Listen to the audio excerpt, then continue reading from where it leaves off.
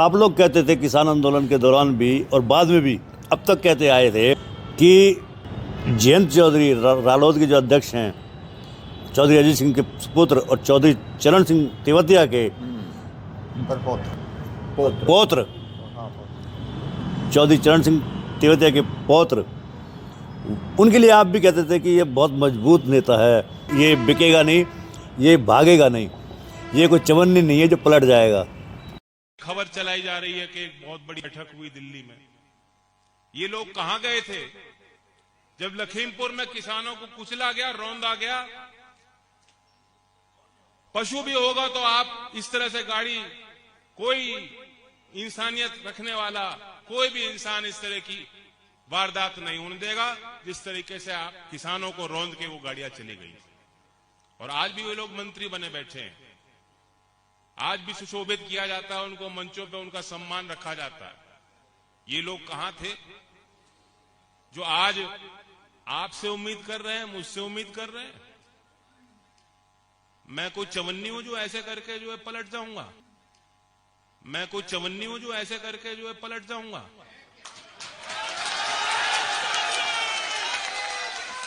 आप जी, चवन्नी का बयान तो उन्होंने खुद दिया था कि मैं चवन्नी नहीं हूं जो पलट जाएगी, लेकिन भावनाओं को उन्होंने ठेस पहुंचाई है। किसानियत से संबंध रखने वाले लोग उनको बड़ी उम्मीद से देखते थे। अब उनके साथ क्या मजबूरी है या नहीं, तो आने वाले समय में वो सचमुच बहुत बड़े नेता बनने वाले थे। नमस्कार, मैं हूं आपका सदीप भूटानी। वैभव क्रांति चैनल में आपका स्वागत है। हमारा तो आपसे यह अनुरोध है कि हमारी हर खबर पर आप एक बार लाइक करें, फॉलो करें और कमेंट बॉक्स में जाकर एक प्रतिक्रिया अवश्य दें। मेन स्ट्रीम मीडिया के मुकाबले में लोकल चैनल का सहयोग आप ही कर सकते हैं। हम पहले भी आपसे कई बार आग्रह करते रहे हैं, हम्बल रिक्वेस्ट करते रहे हैं, प्लीज़ आप सहयोग अवश्य करें। अगर आप सहयोग करेंगे तो निश्चित रूप से आपका ये local channel main stream media के मुकाबले में खड़ा रहेगा। तो याद रखिएगा, एक लाइक, एक फॉलो और कमेंट बॉक्स में एक प्रतिक्रिया। पेज को आप फॉलो करें, लाइक करें, सब्सक्राइब करें यूट्यूब चैनल को। एक्स हैंडल यानी कि पूर्ण नाम ट्विटर हैंडल, इसको भी आपने लाइक और फॉलो करना है और कमेंट बॉक्स में एक प्रतिक्रिया तो देनी है। इंस्टाग्राम पर भी आप अगर हैं तो प्लीज़ आप हमारे पेज को, इंस्टाग्राम पेज को फॉलो करें, कमेंट बॉक्स में एक प्रतिक्रिया दें और हर खबर पर एक लाइक अवश्य दें। तो दोस्तों, इतना अनुरोध करना है। धन्यवाद। जय हिंद, जय भारत। चौधरी करण सिंह दलाल हैं, पूर्व मंत्री हैं, लोकसभा की तैयारी भी कर रहे हैं। उन्होंने का इंटरव्यू लिया था तो उन्होंने कहा कि जयंत चौधरी ने जो किया है, आने वाले चुनाव में यूपी की जनता, उन्हीं की जनता उनको सबक सिखा देगी। यानी भारत सरकार ने भारत रत्न देने की घोषणा की है। चौधरी चरण सिंह, नरसिम्हा राव जी और एम स्वामीनाथन जो हरित क्रांति की जनक रहे हैं। जयंत चौधरी ने ट्वीट किया है कि दिल जीत लिया मोदी ने। क्या कहेंगे इसको? जो जयंत चौधरी जी ने किया है उसका जवाब उन्हें उनके प्रदेश के लोग जल्दी ही देंगे और उससे साबित होगा कि उन्होंने क्या किया। बिल्कुल सही कहा दलाल साहब ने, बिल्कुल सही कहा। यूपी की जनता उनको बिल्कुल सबक सिखाएगी, क्योंकि जो उनके पास मुद्दा था उसी मुद्दे को वो भुला के वही मुद्दा आज दोबारा खड़ा हो गया, किसानियत का। उसी किसानियत के मुद्दे में उन्होंने अपनी जो प्रसिद्धि पाई थी पिछले किसान आंदोलन में सबसे ज़्यादा, जयंत चौधरी ने, तो वही मुद्दा आज फिर दोबारा से खड़ा हो गया। उसी मुद्दे के लिए उन्हें जाना पहचाना जाता था। उन्होंने आंदोलन किया था खाद बीज के ऊपर और गन्ने की पेमेंट के ऊपर। आज भी वो समस्या ऐसे कैसी खड़ी है।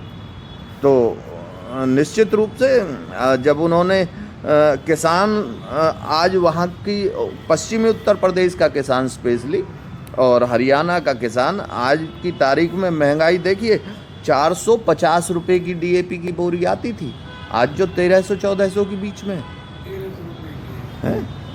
तो 2014 में 450 रुपये की थी। अब से 6 महीने पहले जीरा 300 रुपये था।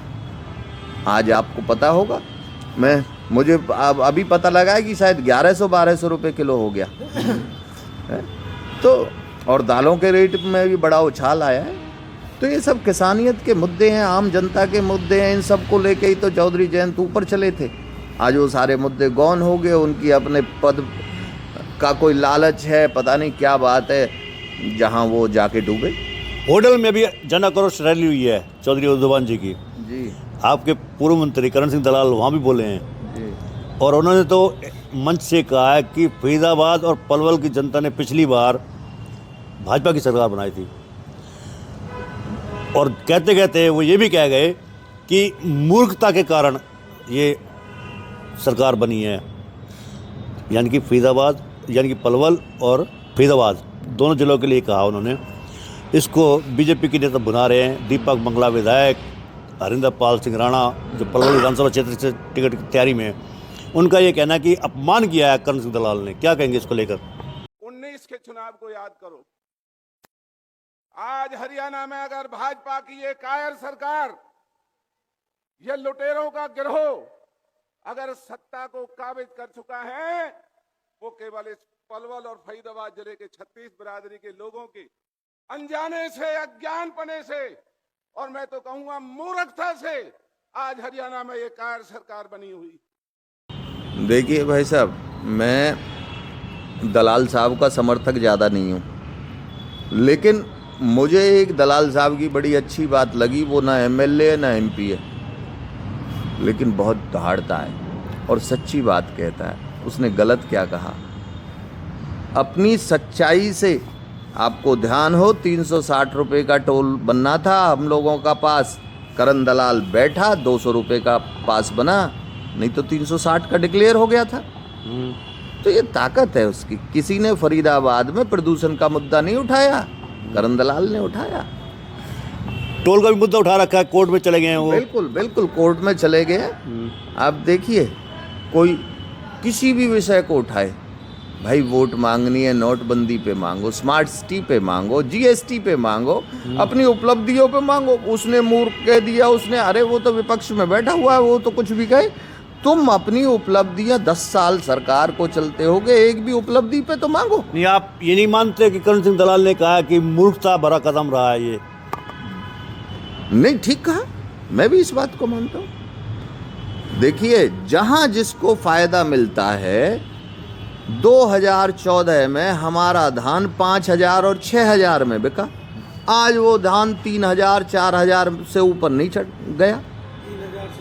और डीएपी की बोरी 450 से 1,400 होगी, 1,300 होगी।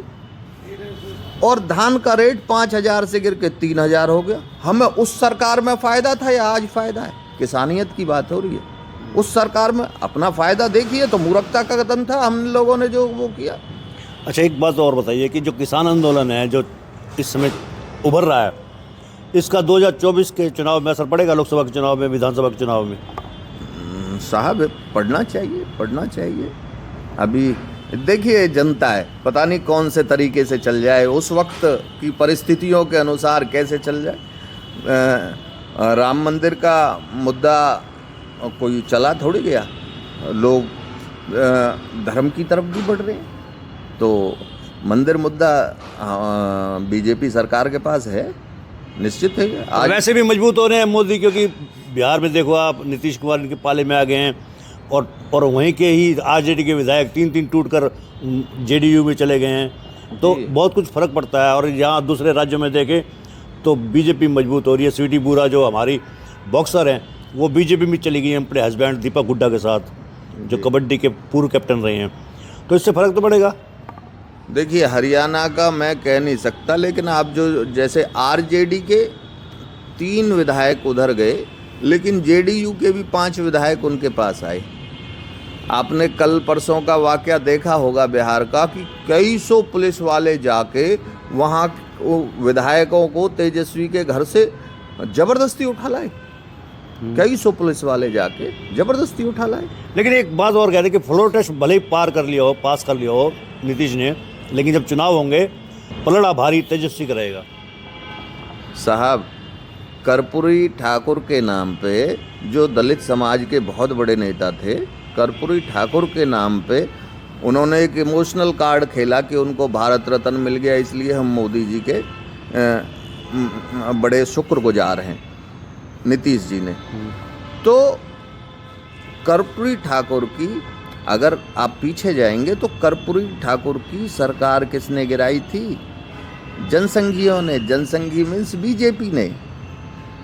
उन्होंने आरक्षण दे दिया था, रिजर्वेशन। कर्पूरी ठाकुर ने सबसे ज़्यादा विरोध करके उस आरक्षण के मुद्दे पे जनसंघियों ने उनकी सरकार गिरा दी। आज वो सारे उसी के हितैषी बन रहे हैं। जो नीतीश बाबू, अब उन्होंने कोई कमी नहीं निकाली कि तेजस्वी ने मेरे साथ ये किया या किसी और ने ये किया।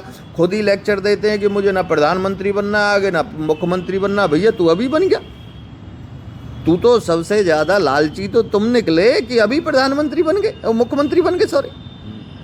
तो उन्होंने खुद ये बयान दिया था मुझे तो प्रधानमंत्री नहीं बनना। फिर बोलते हैं भाई मुझे इंडिया का संयोजक नहीं बनाया गया। तो आप लगा के चलिए कि कौन कहाँ मजबूत है। थे हमारे बीच में रवि तेवतिया एडवोकेट जो किसान नेता हैं, और साथ में रणधीर सिंह चौहान जो आम आदमी पार्टी के किसान सेल से भी जुड़े हुए हैं। दोनों ही वरिष्ठ किसान नेता हैं। हमने उनके इन दो मुद्दों पर विचार लिए थे केसरी निवास पर आकर, और आपने सुना भी। हमारा तो आपसे अनुरोध है कि आप हमारे चैनल को लाइक करें, फॉलो करें, कमेंट बॉक्स में एक प्रतिक्रिया दें। यूट्यूब चैनल को भी आप सब्सक्राइब अवश्य करें। धन्यवाद। जय हिंद, जय अन्नदाता।